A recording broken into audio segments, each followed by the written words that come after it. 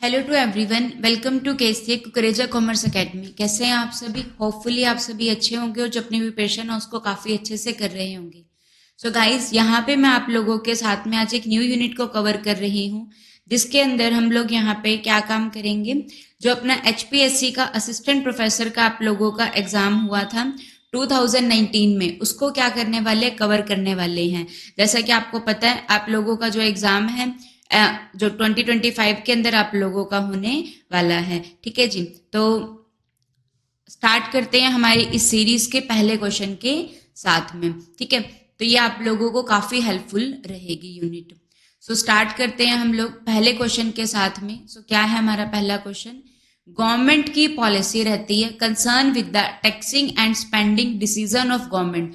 तो देखिए, हम लोगों को पता है हमारी कंट्री के अंदर आप लोगों के पास में क्या होता है, इकोनॉमिक एनवायरनमेंट होता है। इकोनॉमिक एनवायरनमेंट मीन्स जिसके अंदर किस किस चीज को इंक्लूड किया जाता है। यहाँ पर हम लोग क्या लेकर चलते हैं, इकोनॉमिक पॉलिसीज को लेकर चलते हैं, इकोनॉमिक सिस्टम्स को लेकर चलते हैं और इकोनॉमिक कंडीशंस को लेकर हम लोग चलते हैं। इकोनॉमिक पॉलिसी होती है, इकोनॉमिक सिस्टम होता है और इकोनॉमिक कंडीशंस होती हैं। सो काफी सारे टाइप की इकोनॉमिक पॉलिसी आती है, सच एज हम लोगों के पास में monetary policy, fiscal policy, export import policy आती है। तो उसी पॉलिसी का ही एक क्वेश्चन है। तो गवर्नमेंट की पॉलिसी जो किससे कंसर्न करती है, टैक्स एंड एक्सपेंडिचर के साथ में कंसर्न करती है। मीन्स गवर्नमेंट की जो रिवेन्यू होता है उसके साथ में कंसर्न करती है। तो गवर्नमेंट की रिवेन्यू का जो सोर्स होता है वो क्या होता है, टैक्स होता है। गवर्नमेंट टैक्स को कलेक्ट करती है और उसको क्या करती है, स्पेंड करती है। सो ये आप लोगों के पास में कौन से वाली पॉलिसी होती है, फिस्कल पॉलिसी रहती है, जो गवर्नमेंट की टैक्सिंग एंड स्पेंडिंग के साथ में रिलेट करती है। ठीक है, गवर्नमेंट ऑफ इंडिया इसको बनाती है। एक मॉनेटरी पॉलिसी होती है, ये आप लोगों के पास में कौन बनाता है, आरबीआई बनाता है, रिजर्व बैंक ऑफ इंडिया बनाता है, जो कि किससे कंसर्न करता है, मनी सप्लाई से क्या करता है, कंसर्न करता है। ओके, किससे, मनी सप्लाई से। सो मनी सप्लाई को कम करना, ज्यादा करना, उसके लिए मॉनेटरी पॉलिसी रहती है। प्राइसिंग पॉलिसी, एग्जिम पॉलिसी में क्या होता है, एक्सपोर्ट इंपोर्ट पॉलिसी आती है। जब गुड्स को बाहर बेचा जाता है तो वो एक्सपोर्ट कहलाता है, जब गुड्स को हम लोग मंगवाते हैं तो वो इंपोर्ट होता है। तो ये इससे कंसर्न करती है। सो ऑप्शन नंबर फर्स्ट इसका फिस्कल पॉलिसी करेक्ट हो जाएगा। Fiscal policy refers to the use of government spending. Government अपने स्पेंडिंग को यूज करती है, टैक्सेशन को यूज करती है ताकि इकोनॉमी के ऊपर इन्फ्लुएंस हो। एक टूल होता है जो गवर्नमेंट के द्वारा इकोनॉमिक परफॉर्मेंस को मेजर करने के लिए यूज होता है, मैनेज करने के लिए, इन्फ्लेशन को कंट्रोल करने के लिए। इन्फ्लेशन क्या होता है, जब गुड्स के जो प्राइसेस होते हैं वो हाई हो जाते हैं तो उसको क्या कहा जाता है, इन्फ्लेशन कहा जाता है। और जब प्राइसेस डिक्रीज होते हैं तो वो क्या होता है, डिफ्लेशन होता है। एम्प्लॉयमेंट इंक्रीज करने, इकोनॉमिक ग्रोथ करने। फिस्कल पॉलिसी गवर्नमेंट के बजट एंड एक्सपेंडिचर से रिलेट करती है। Move to the next question. The process by which an individual select, एक इंडिविजुअल सेलेक्ट करता है, ऑर्गेनाइज करता है एंड देन इंटरप्रेटेट करता है जो भी इंफॉर्मेशन इनपुट होते हैं, ताकि एक मीनिंगफुल पिक्चर क्रिएट की जा सके वर्ड की। तो ये क्या होता है, एक प्रोसेस जिससे इंडिविजुअल सेलेक्ट करता है, ऑर्गेनाइज करता है और इंटरप्रेट करता है। तो ये क्या कहलाता है, it is known as perception. Perception होता है कि हम लोग किस तरीके को कैसे देख रहे हैं, इंटरप्रिटेशन निकालते हैं। फॉर एग्जाम्पल कि एक आप लोगों के पास में घड़ा है, वो आधा भरा हुआ आधा खाली है, तो किसी का परसेप्शन होगा कि वो आधा खाली है, किसी कोई उसको इंटरप्रेट करेगा कि वो आधा भरा हुआ है। तो ये क्या होता है, परसेप्शन होता है। सो परसेप्शन क्या होता है, कॉग्निटिव प्रोसेस होते हैं। कॉग्निशन का मतलब क्या होता है, जो माइंड से कंसर्न करता है, ये क्या होती है, कॉग्निशन होता है।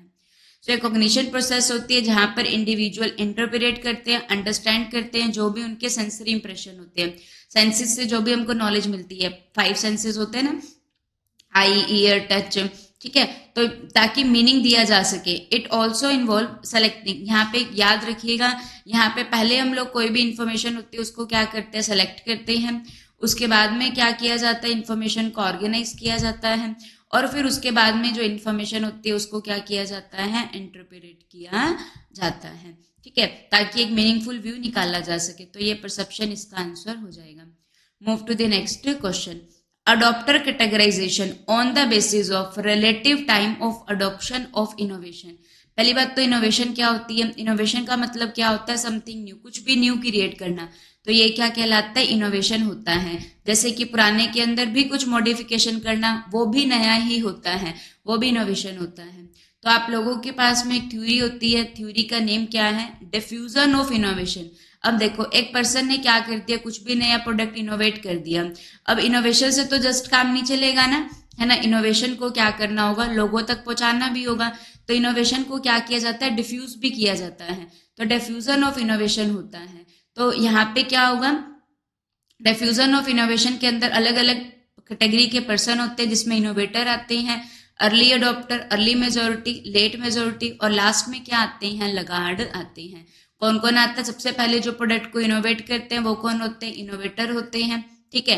फिर सबसे पहले जो प्रोडक्ट को अडॉप्ट करते हैं वो अर्ली अडॉप्टर होते हैं, उसके बाद में जो अडॉप्ट करते हैं वो अर्ली मेजोरिटी होती है, उसके बाद में लास्ट में जो अडॉप्ट करते हैं वो कौन होते हैं, लेट मेजोरिटी, और जो बिल्कुल भी नहीं अडॉप्ट करते हैं या बहुत ही लीस्ट होंगे तो वो लगार्ड हो जाते हैं, ठीक है। Laggard are the last group to adopt an innovation, they tend to be sceptical to change, changes को पसंद नहीं करते हैं, ठीक है, और न्यू आइडियाज और प्रोडक्ट को तब यूज करते हैं जब बाकी सबसे लास्ट में इनको यूज करते हैं, ठीक है जी। तो ये आप लोगों के पास में रहता है।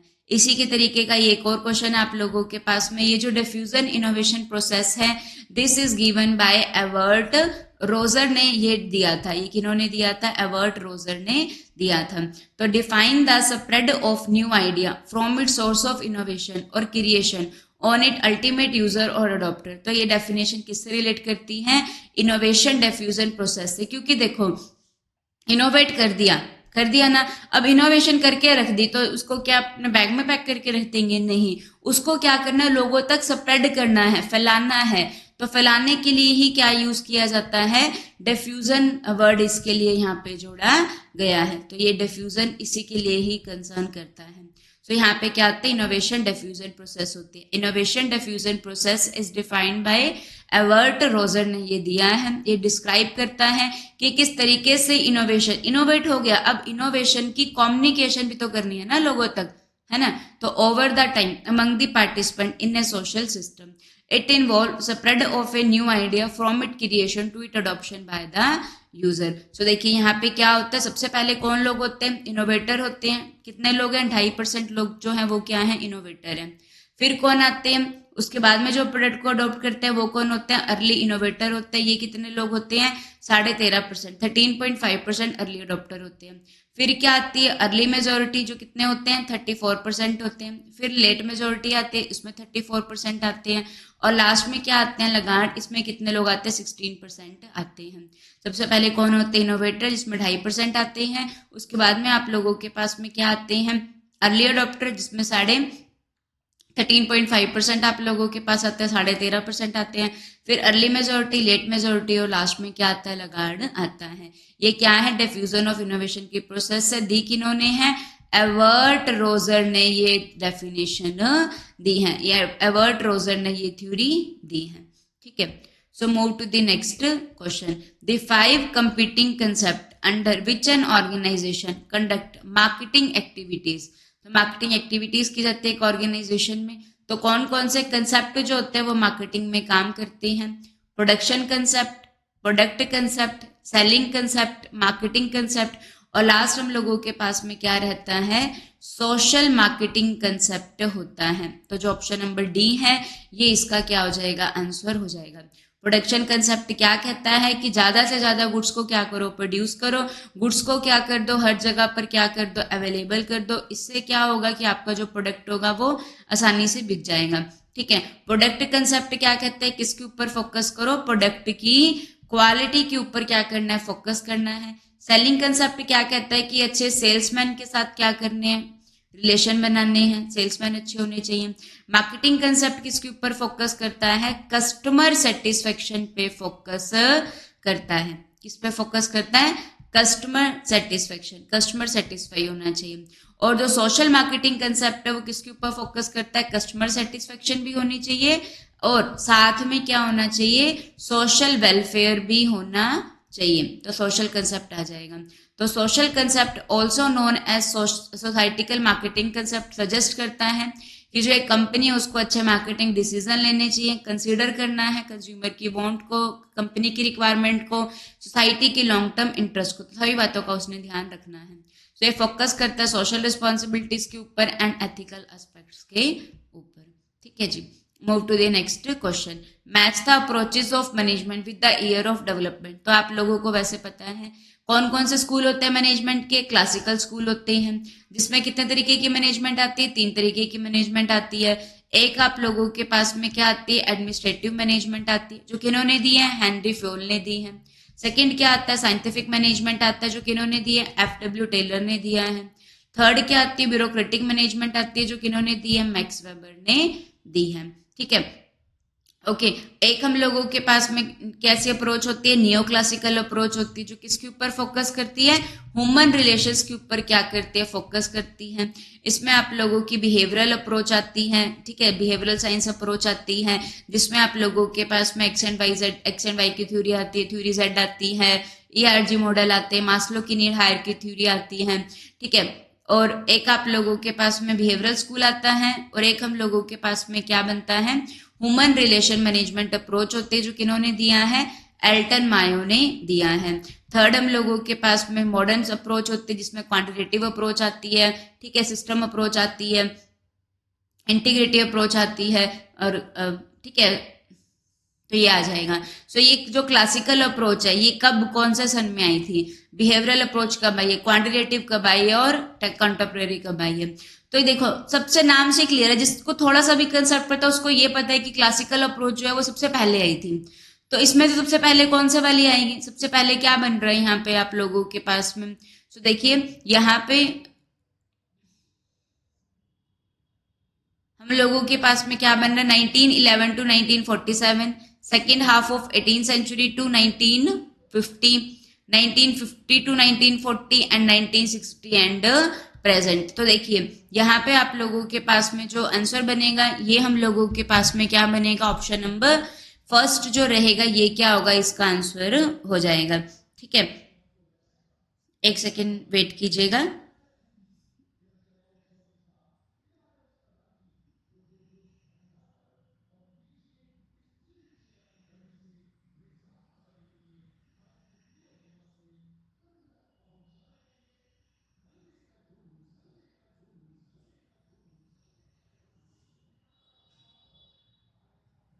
ठीक है, तो क्लासिकल अप्रोच में आप लोगों को पता है यहाँ पे हम लोगों के पास में क्या आता है,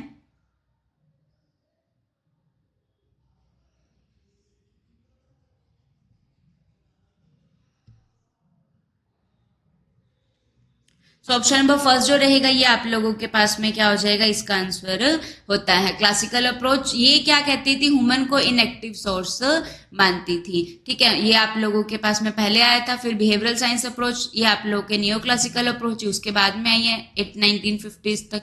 उसके बाद में क्वांटिटेटिव अप्रोच हो जाएगी ये 1940 to 1950, and last contemporary approach बन जाएगा।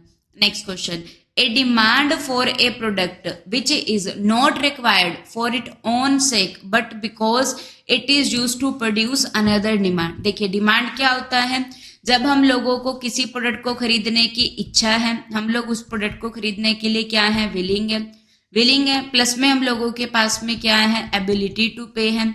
हम लोग पे भी कर सकते हैं, हमारी खरीदने की इच्छा भी है, हम लोगों के पास में पैसा भी है, और हम लोग क्या है, प्रोडक्ट को परचेज भी कर रहे हैं।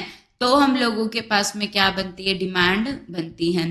ठीक है, तो ये अलग अलग टाइप की डिमांड होती है।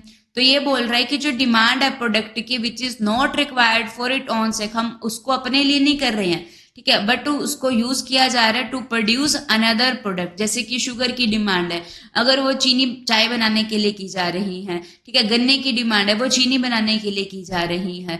तो जो रिक्वायर्ड जो जिस चीज की डिमांड जो है वो क्या है, अनदर प्रोडक्ट की डिमांड से रिलेट कर। जैसे कि बिल्डिंग बनानी, अब बिल्डिंग बनाने के लिए डिमांड क्या है, बिल्डिंग है, बट बिल्डिंग बनाने के लिए डिमांड करनी पड़ेगी किसकी, सीमेंट की, बजरी की, रेता की। तो ये आप लोगों के पास में क्या कहलाता है, ड्राइव्ड डिमांड होती है। ड्राइव डिमांड, जिसकी डिमांड क्या होती है, अदर गुड्स के ऊपर क्या होती है, ड्राइव होती है, ये ड्राइव डिमांड होती है। ठीक है, क्रॉस डिमांड क्या होता है, जहां पर क्या देखा जाता है, प्राइस किसी और गुड का होता है, और जो डिमांड होती है वो क्या होती है, किसी और गुड की होती है। प्राइस एक्स का है लेकिन डिमांड वाई की है, तो वो क्या होता है, क्रॉस डिमांड होती है। इनकम डिमांड आप लोगों के पास में क्या होती है कि जो कंज्यूमर की इनकम है उसको हम लोग देखेंगे किसके साथ में, प्रोडक्ट की डिमांड के साथ में।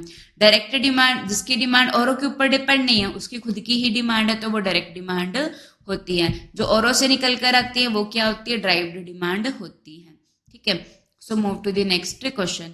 Determining what needs to be done, क्या करना है, how it will be done, कैसे करना है, कौन करेगा, क्या करना है, कब करना है, कौन करेगा, बट क्या करना है, कब करना है, when to do, what to do, how to do, ये आप लोगों के पास में सारे के सारे डिसीजन किस में आते हैं, प्लानिंग में आते हैं। Planning is known as the first function of management. ये आप लोगों के पास में क्या होती है, मेंटल एक्टिविटी होती है, क्योंकि यहाँ पे मेंटली डिसाइड किया जाता है क्या करना है, कब करना है, कैसे करना है।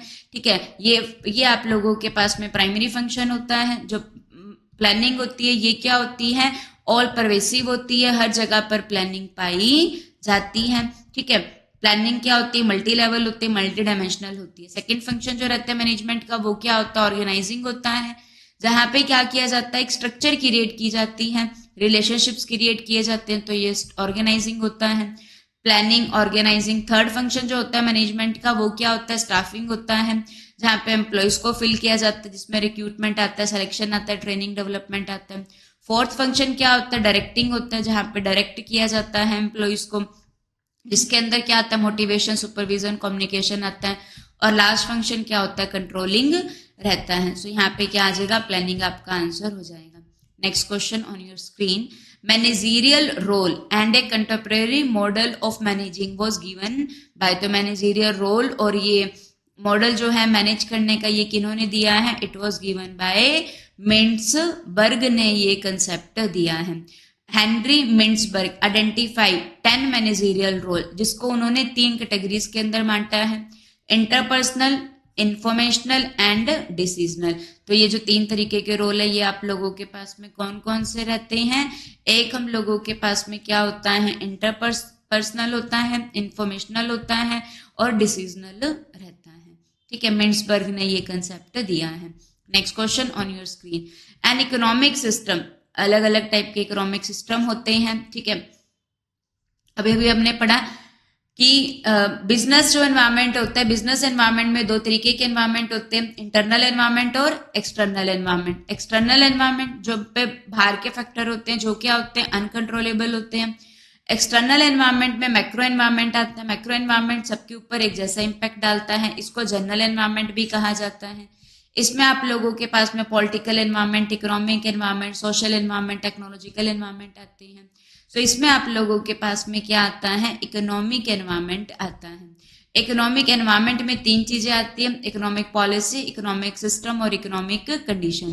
तो इकोनॉमिक सिस्टम जो है जहां पे रिसोर्सेज एलोकेट किए जाते हैं और कंट्रोल किए जाते हैं गवर्नमेंट के द्वारा, तो उसको क्या कहा जाता है, तो वो आप लोगों के पास में कमांड इकोनॉमी होता है, या फिर इसको हम लोग सोशलिस्टिक इकोनॉमी भी बोलते हैं, क्योंकि जहाँ पे सारे डिसीजन गवर्नमेंट के हाथ में होते हैं वो क्या कहलाती है, कमांड इकोनॉमी होती है, या फिर क्या रहती है, सोशलिस्टिक इकोनॉमी होती है, जो किसके लिए वर्क करती है, गवर्नमेंट जो रहती है वो लोगों के वेलफेयर के लिए वर्क करती है। ठीक है, तो 3 तरीके की इकोनॉमी होती है यहाँ पे हम लोगों के पास में। एक होती है आप लोगों के पास में कैपिटलिस्टिक इकोनॉमी। कैपिटलिस्टिक क्या होती है, जो प्राइवेट सेक्टर का वर्क होता है वो कैपिटलिस्टिक होता है। सोशलिस्टिक और थर्ड क्या होती है, मिक्स्ड इकोनॉमी होती है, जहाँ पे गवर्नमेंट और प्राइवेट दोनों मिलकर डिसीजन लेते हैं, वो क्या होती है, मिक्स्ड इकोनॉमी होती है।